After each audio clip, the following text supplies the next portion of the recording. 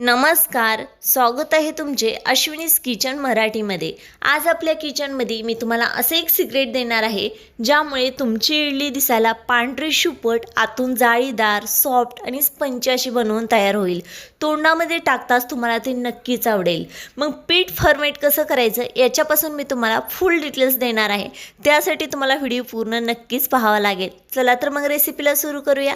त्यासाठी आपल्याला इथे एक बाउल घ्यायचा। बाउलमध्ये वाटीच्या साहाय्याने 2 वाटी एवढा तांदूळ घ्यायचा आहे। मी इथे इडलीचा तांदूळ घेतलेला आहे, तुमच्याकडे जो असेल तो घ्या, फक्त बासमती तांदूळ वापरू नका। हा तांदूळ स्वच्छ धुवायचा, पाण्याखाली डुबेल एवढं पाणी घालून साईडला ठेवायचं। आपण इथे डाळ आणि तांदूळ सेपरेट भिजवणार आहोत। आता हा भिजाय घातला। आता डाळ भिजाय घालण्यासाठी एक बाउल घ्यायचा। ज्या वाटीने तांदूळ घेतला होता त्याच वाटीने अर्धी वाटी उडीद डाळ घ्यायची आहे। 2 वाटी तांदळासाठी अर्धी वाटी उडीद डाळ, 4 चमचे पोहे आणि 4 चमचे आपल्याला शाबू घ्यायचा आहे। जसं की मी तुम्हाला मगाशी सांगितलेले एक सिक्रेट सांगणार आहे ज्यामुळे तुमची इडली पांढरी शुपट होणार आहे। ते सिक्रेट म्हणजेच आपला साबुदाणा। साबुदाण्यामुळे काय होतं, सॉफ्ट आहे, हलकी, स्पंजी आणि पचायला सुद्धा हलकी होणारी पांढरी शुपट इडली बनवून तयार होती। स्वच्छ धुवून हे पण डुबेल एवढं पाणी घालून 7 ते 8 तास भिजाय ठेवलं। 7 ते 8 तासानंतर छान असं इथे डाळ, पोहे आणि शाबू भिजून फुलून वरती आलेला आहे। पाहिल्यानंतर तुमच्या लगेच लक्षात आलं असेल की शाबू दिसायला एवढा पांढरा शुपट दिसत आहे, तर आपले पीठ सुद्धा तसेच अगदी पांढरे शुपट होईल आणि इडली सुद्धा अगदी तशीच होईल।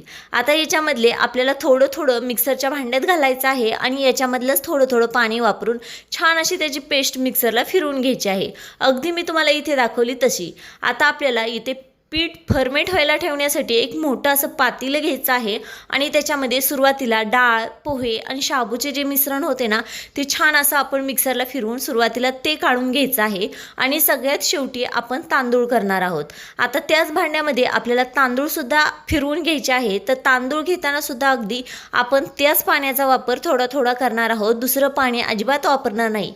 आणि एक गोष्ट लक्षात राहू द्या की कधीही पीठ भिजवताना त्याच्यामध्ये यूज केलं जाणारं पाणी जे असतं ना, ते थंड वापरा, कारण मिक्सर जेव्हा फिरवला जातो ना तेव्हा त्याच्यातलं मिश्रण हलकंसं गरम होतं आणि त्याच्यामुळे जर तुम्ही थंड पाण्याचा वापर केला ना तर ते व्यवस्थित बारीक होतं।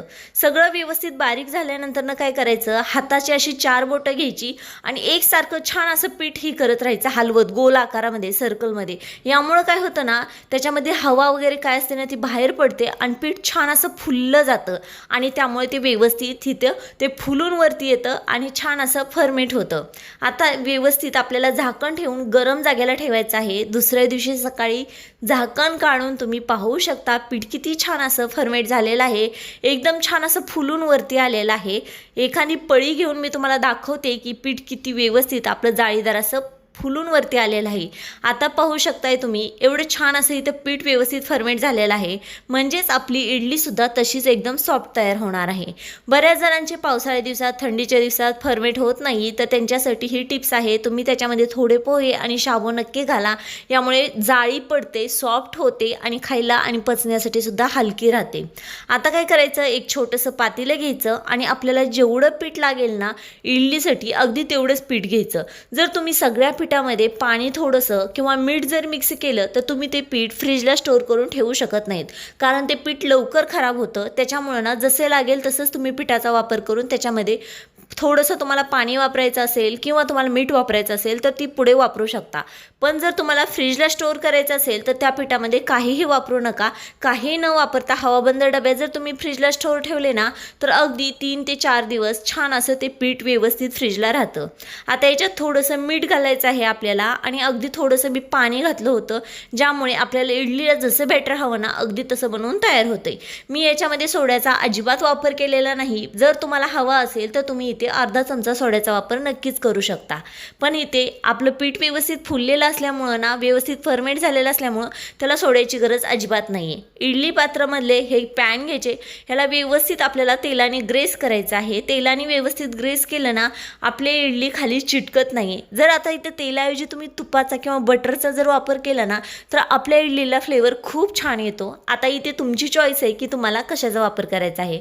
व्यवस्थित सगळं तेल लावून घेऊन झालेलं आहे। आता आपल्याला याच्यामध्ये इडलीचं जे पीठ जे आहे ना, हे बॅटर त्याच्यात घालून घ्यायचं आहे। तर बॅटर किती घालायचं, मी इथे तुम्हाला दाखवलं एवढंच घालायचं. याच्यामुळं काय होतं, इडलीला फुलायला छान अशी जाळी पडायला जागा सापडते.